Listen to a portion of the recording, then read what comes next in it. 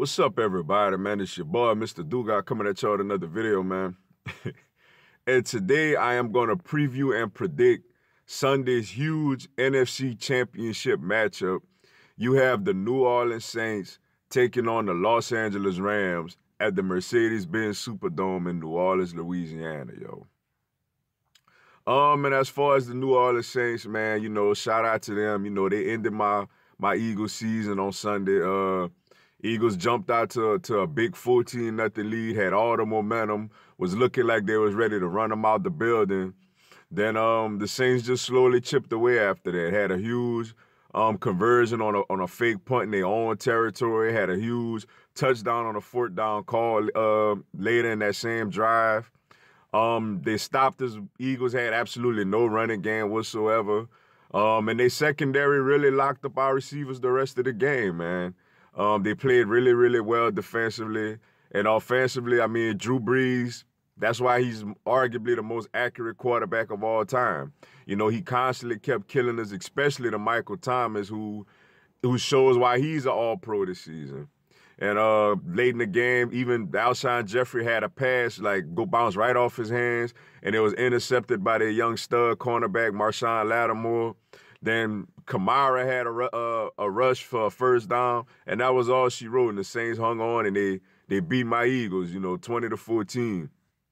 And as far as the Los Angeles Rams, last Saturday night, they took out the Dallas Cowboys with a bruising running, two-headed running attack.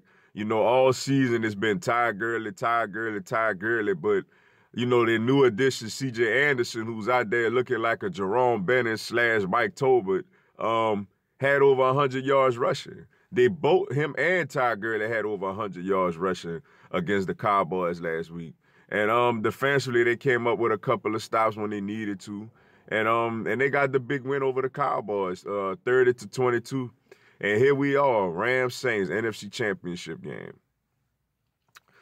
First, when you look at the New Orleans Saints, man, offensively, they have a really solid offensive line, led by their center, their Pro Bowl center, Max Unger. They right guard, Andrews Pete, he's out there playing with an injury. He's gutting it out and toughing it out right now. Larry Warford, Teron Armstead, who, he's been a little nicked up, but he's had a Pro Bowl season on the left side. And Ryan Ramczyk on the right side. They got first ballot Hall of Fame quarterback Drew Brees, who is arguably the most accurate passer of all time, holds the all-time passing yards record. They have a two-headed backfield in Mark Ingram and Alvin Kamara, who are two really good running backs.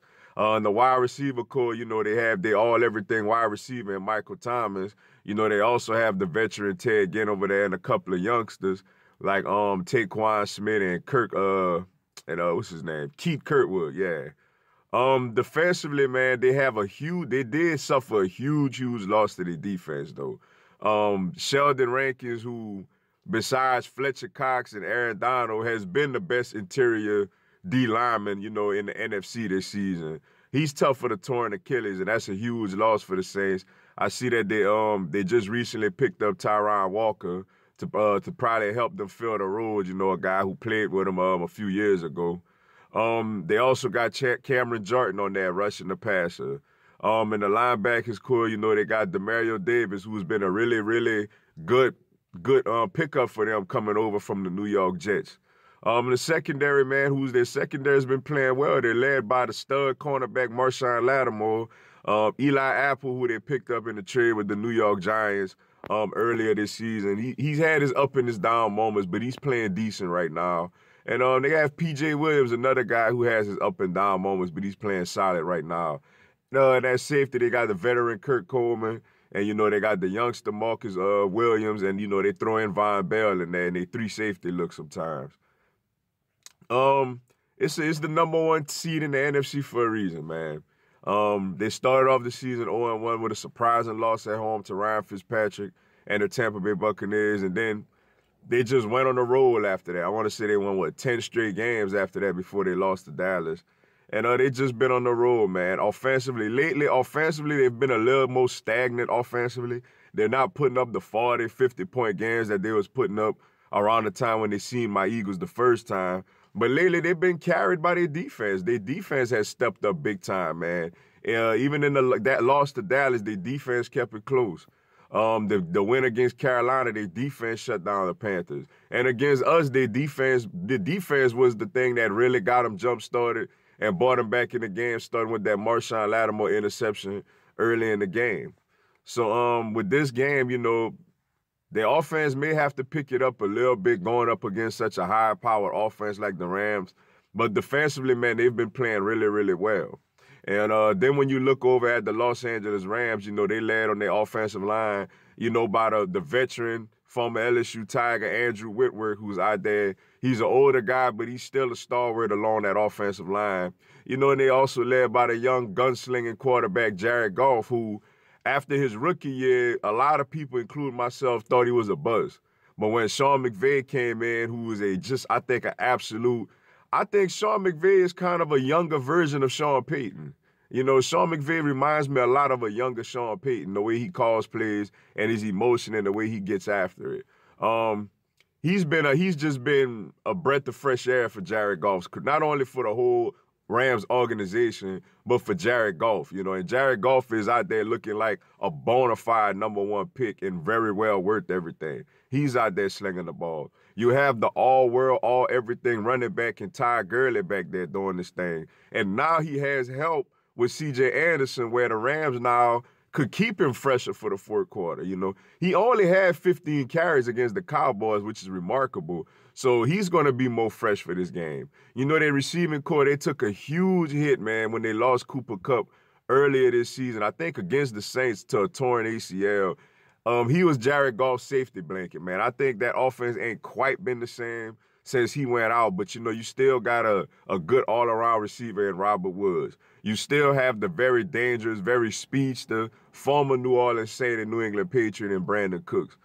Josh Reynolds, who is taking Cooper Kupp's spot, you know, he's not as good as Cooper Kupp, but he's solid. When his number's been called, he's done a pretty decent job. Tight end, you know, they got Higbee and they got Gerald Everett. On the defensive side of the ball, man, they got, on paper, the most feared defensive line you have in football. You know, you got the big monster, special, all-world, all-galaxy, whatever you want to call him, defensive tackle in Aaron Donald, who, as an interior lineman, led the league in NFL sacks, nearly broke Michael Strahan's single sack record, which is pretty darn impressive. You also have Ndamukong Suh, who's been a little quiet this year, man, but you know any game he's capable of really getting things done for you. You know, they have Michael Brockers in there who, on running downs, goes in there and lines up right next to Aaron Donald, and then they move Ndamukong Suh over there to the outside. Then you have Dante Fowler Jr., who's been a big pickup for them to help them get a pass rush coming around the edge so people won't be able to focus so much on Aaron Donald on the inside. You know, linebackers, you know, they led by guys like Littleton, who's had a really good year. You know, they got Mark Barron, who was a first-round safety coming out of Alabama, who there's moved to linebacker.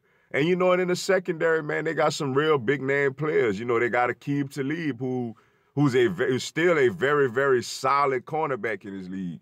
You know, you have Marcus Peters, who we know he's a little crazy, he's a little throw it off. You know, you get interceptions and big plays with him, and you know he also let people go over his head.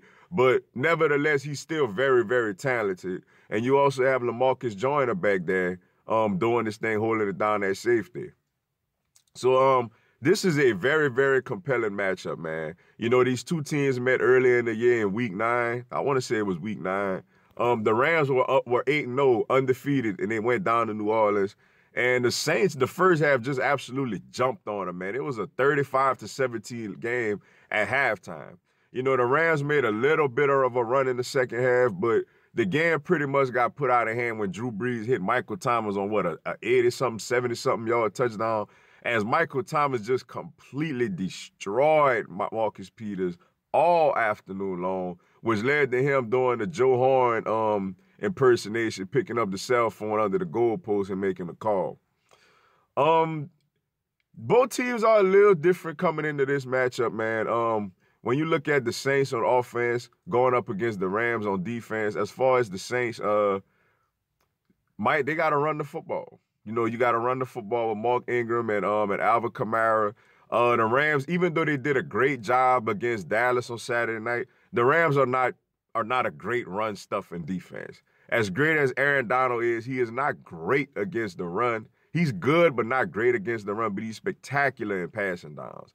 So for the Saints, the key is running the football. And also is, you know, for them, the third, you know, Talib is going to be matched up with Michael Thomas, which for the Rams, that's big time because they didn't have Talib in the last matchup. Peters is probably going to be roaming around or probably like locked up with Ted Ginn Jr.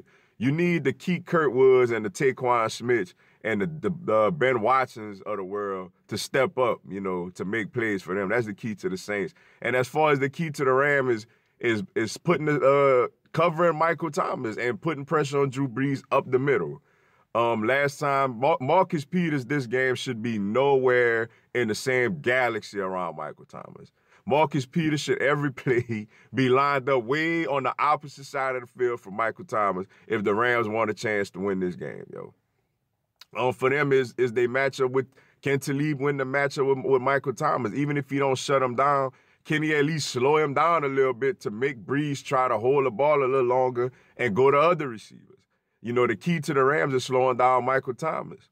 And when you look at the other side of the ball, when the Rams have the ball offensively going up against the Saints defensively, that Sheldon Rankins loss is a big loss for the Saints when going up against the run. But you see, with my Eagles, unfortunately, we don't have a run game to really test that. The Rams have a run game.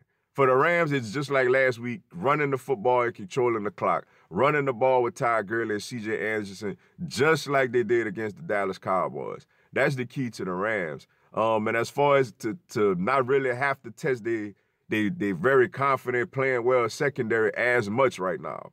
And the key to the Saints defensively is slowing down the run game.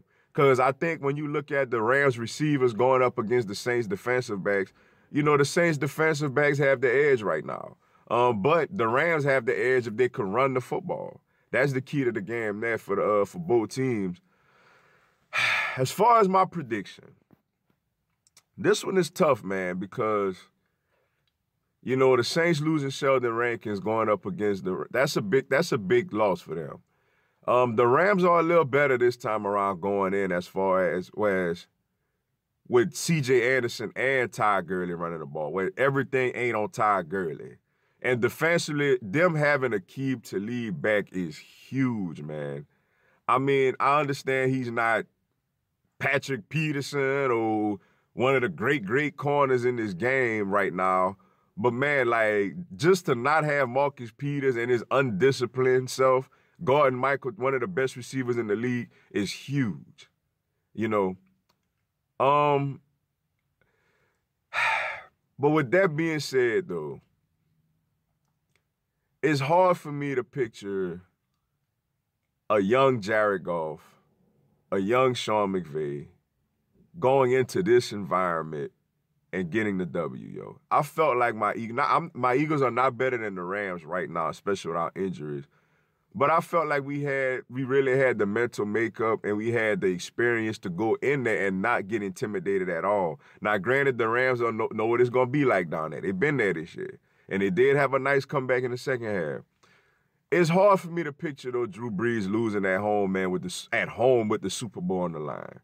So, I'm going to go Saints, man. I think their offense going to pick it up a little bit this week, too. I think the other receivers like the Ted Ginn and Taquan Smith and Keith Kurtwood's going to step up this week. I'm going to go this game. I'm going to go Saints. I'm going to go Saints 27, Rams 23, yo. I'm going to go Saints 27, Rams 23. And I got the New Orleans Saints getting to the Super Bowl and for the first time since the 2009-2010 season. But it should be a great matchup, man, and I'm really looking forward to it. The game could go either way, but I think the Saints will pull this thing out 27-23. With that being said, man, that's all I got for y'all today. Appreciate y'all checking out the video. Go on, give me a subscribe, man. I'm going to have NFL content, man, throughout the season. Y'all have a blessed one. Fly, Eagles, fly.